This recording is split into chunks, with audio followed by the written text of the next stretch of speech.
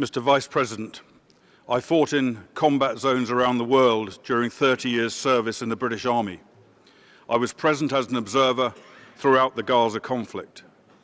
Mr. Vice President, during the 2014 Gaza conflict, Hamas, to its eternal shame, did more to deliberately and systematically inflict death, suffering and destruction on its own civilian population, including its children, than any other terrorist group in history.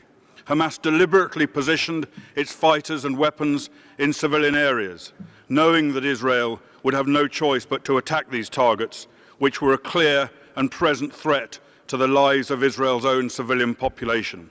While the IDF made efforts unprecedented in any other army and exceeding the requirements of the laws of war to save Palestinian civilian lives, including warning them to leave target zones, Hamas forced them to remain in those areas. Unable to defeat Israel by military means, Hamas sought to cause large numbers of casualties among their own people in order to bring international condemnation against Israel, especially from the United Nations. This was the cornerstone of Hamas's strategy. It was Hamas's strategy, not illegal Israeli action, as this report shamefully alleges, without a shred of evidence, that was the reason why over 1,000 civilians died in Gaza.